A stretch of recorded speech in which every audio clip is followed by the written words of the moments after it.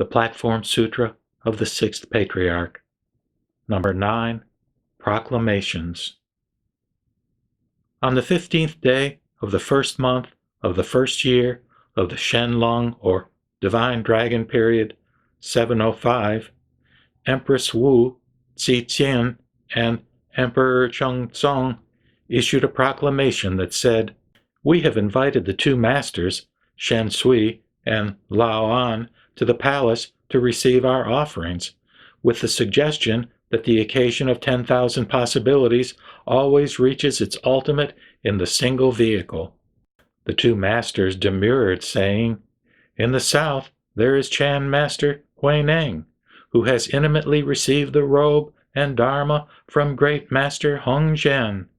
He transmits the mind seal of the Buddha, and you should invite and inquire of the dharma of him." We are now sending palace attendant Si Qin to hurry to Cao Qi with our invitation.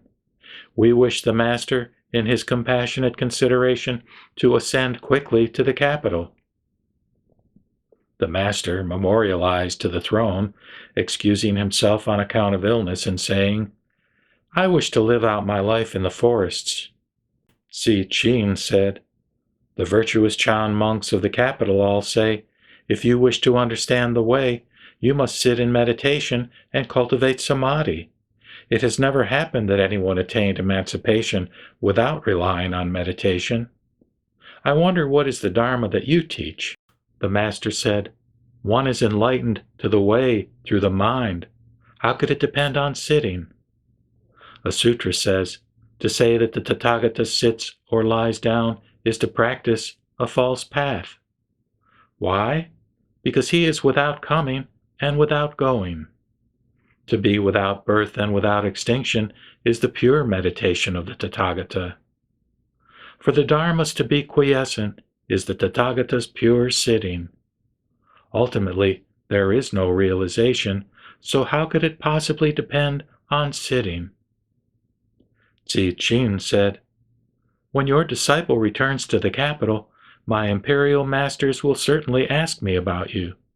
Please, in your compassion, indicate for me the essentials of the mind, so that I may transmit them to the two palaces and the students of the way in the capital." It would be like a single lamp lighting 100 or 1,000 lamps. The darkness would become entirely bright, brilliant without limit. The master said, "The way is without bright and dark. Bright and dark are complementary ideas. So even the, quote, brilliant without limit has a limit. This is because it depends on the positing of names, that is, categories. The Vimalakirti Sutra says, quote, "The Dharma is without comparison because it is without mutuality." Si Qin said, "Bright is a metaphor for wisdom, and dark is a metaphor for the afflictions. If perchance students of the way do not use the illumination of wisdom to destroy the afflictions, how will they be able to escape beginningless samsara?" The master said, "The afflictions are bodhi. They are non-dual and not separate. If one tries to use the illumination of wisdom to destroy the afflictions, this is the interpretation of the two or Hinayana vehicles held by those fit for the sheep and deer carts. Those of superior wisdom and Mahayana capabilities are completely different." Si Qin said, "What is the Mahayana interpretation?" The master said, "Ordinary people see brightness and ignorance as different, but the wise comprehend that they are non-dual in their nature. The non-dual nature is the true nature, and the true nature is present in the ordinary and stupid common people without decrease, and in the sages and wise ones without increase. One abides in the afflictions without disruption. One resides in meditation without serenity. Not annihilationist and not permanent, neither coming nor going, neither located in an intermediate location, nor in the internal and external, neither generated nor extinguished, permanent, abiding, without movement. This is called the Way.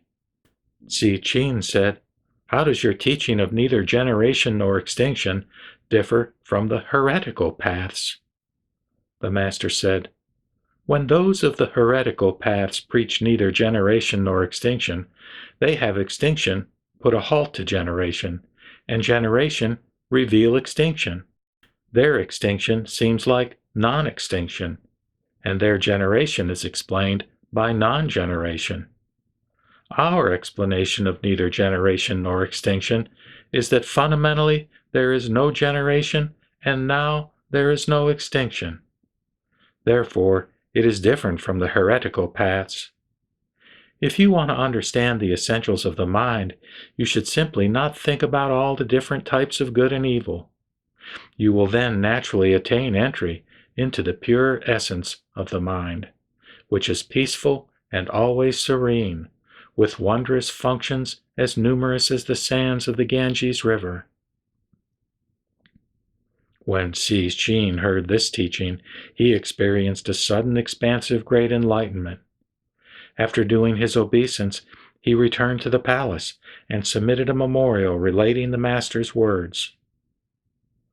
On the 3rd day of the 9th month of that year, a proclamation was issued extolling the Master. On account of age and illness, the Master Huineng has declined our invitation, which was made so that we might cultivate the way. The Master may be considered a field of blessings for the nation, just like Vimalakirti, who used his illness to teach the Mahayana in Vaisali. He transmits the mind of the Buddhas and discusses the non-dual Dharma. Tzu Chin has transmitted the Master's instructions, which are the perceptual understanding of a Tathagata.